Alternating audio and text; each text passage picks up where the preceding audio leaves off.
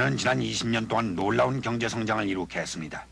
그러나 지금같이 53초에 한 명꼴로 인구가 늘어나면 인구가 북중함으로써 식량, 교통, 연료, 주택, 공해, 입시, 취업 등 심각한 문제로 대두됩니다. 전국 기초자치단체의 절반 이상이 노인 인구가 20%를 넘는 초고령 사회에 진입한 것으로 나타났습니다.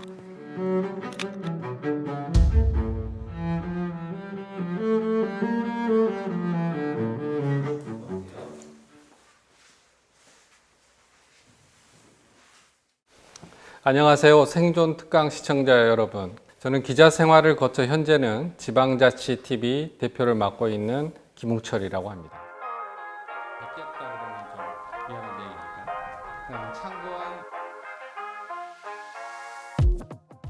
오늘 저는 초고령 사회의 초읽기에 들어간 대한민국을 보며 10년, 길게는 20년 먼저 초고령 사회가 된 일본은 어떻게 초고령 사회에 적응해 가고 있는지, 그리고 우리가 그 속에서 참고할 만한 점은 없는지 여러분과 얘기 나눠보려고 합니다.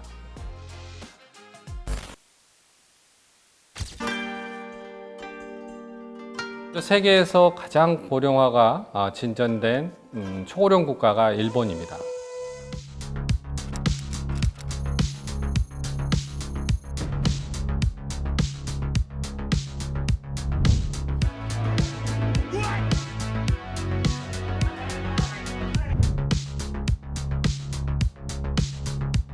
일본에는 편의점이 한 5만 개 정도가 마을 구석구석에 이제 다 자리를 하고 있는데, 일본에서는 지역 마을의 편의점이 거의 고령자의 생활 거점이 되고 있습니다. 예를 들어 편의점에서 파는 물건들도 노인 일상용품이 많이 갖춰져 있고요. 편의점에 이제 휠체어가 다닐 수 있도록 거리도 폭도 많이 넓게 돼 있고.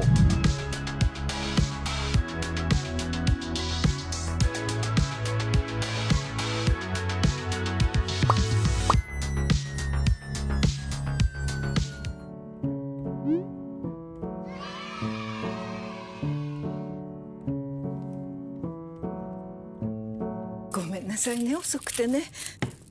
よもしかして焦ってんのかばあさん、誰も怒ってなんかないあんた一人にリスペクト。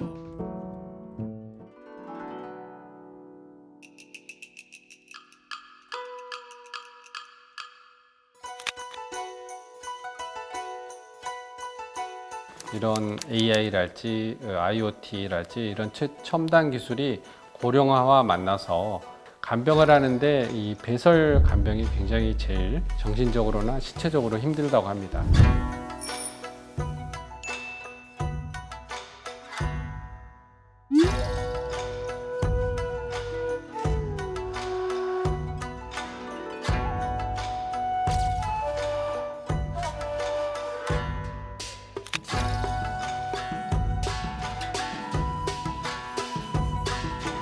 고령자 돌봄이 여러 가지 수고스럽긴 하지만 이 같은 기술, 비즈니스와 새로운 라이프 스타일이 초고령 사회의 신풍경을 연출하고 있다고 할 수 있습니다.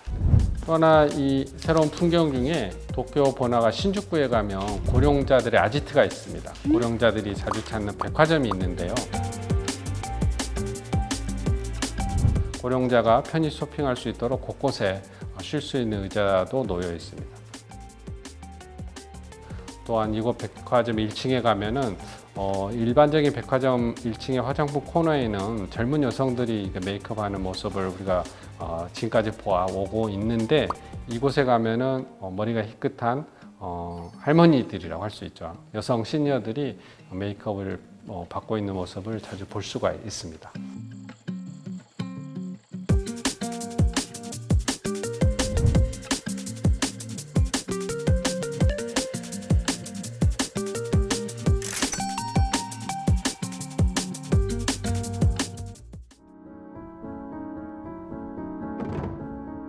지난해 기준으로 10명 중 3명이 노인이라고 보시면 됩니다. 고령화율이 한 29%를 넘어섰는데요.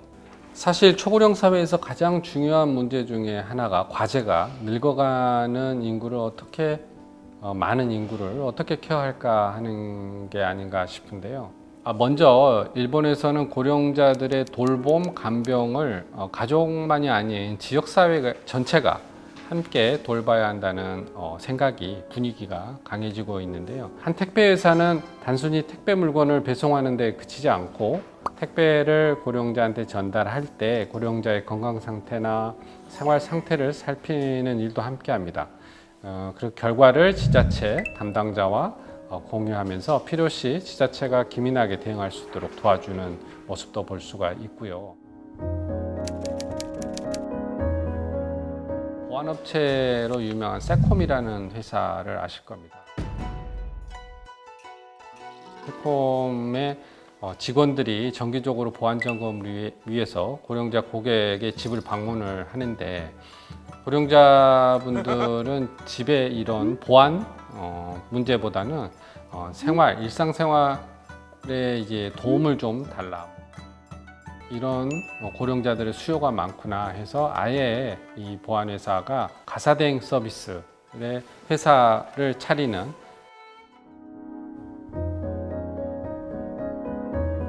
일본은 내년이면 고령자 가운데 65세 이상 고령자 중에서 20%가 치매를 겪을 것으로 보고 굉장히 위기감을 갖고 치매 대책에 힘을 기울이고 있습니다. 가장 먼저 공유를 하고 싶은 내용은 치매라는 말, 용어의 문제입니다.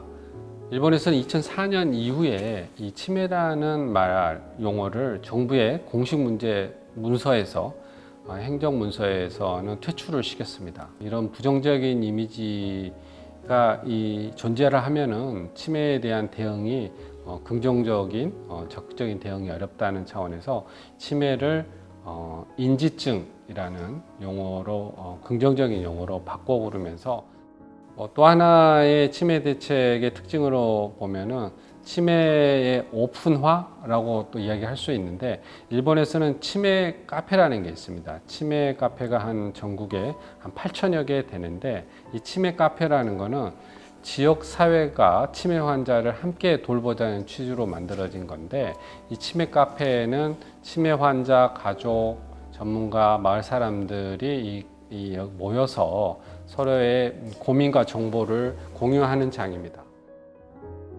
또 하나 이제 특징적인 거는 치매 환자들을 단순히 돌보는 것만이 아니고 사회 참여를 해서 치매의 속도를 늦추는 그러한 이제 정책도 피고 그런 사회 움직임이 있는데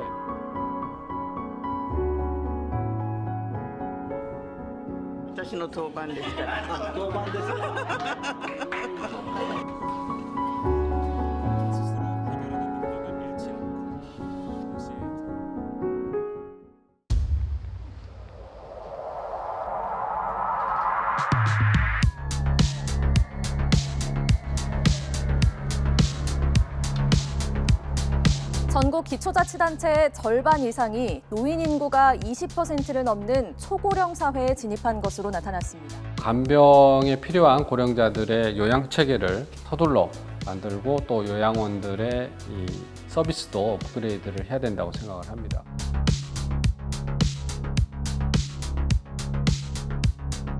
건조기가 하나로 합쳐진 배설 케어 로봇은 거동이 불편한 환자에게 간병인 역할을 해주고 또 중요한 것은 은퇴한 베이비부모들의 인력을 어떻게 효과적으로 사회적으로 활용할 수 있느냐 이런 활용법을 어떻게 도출하느냐도 중요한 문제인 것 같고요. 이 관련해서 일본의 사례를 하나 말씀을 드리면 일본에서는 NPO 법인이라는 단체가 있습니다.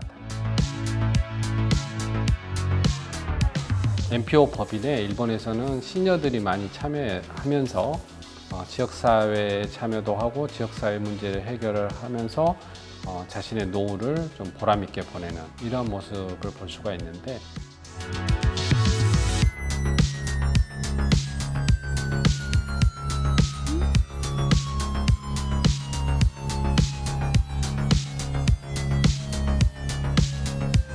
고령자들을 기업의 경쟁력으로 바라보는 사회적 인식이 늘어나고 있는 것도 굉장히 특징적이라고 하고 참고해 볼 만하고요. 예를 들어 스미토모 생명보험사 같은 경우에는 스페셜리스트라는 제도를 통해서 시니어의 처우를 현역 때와 같이 대우해 주는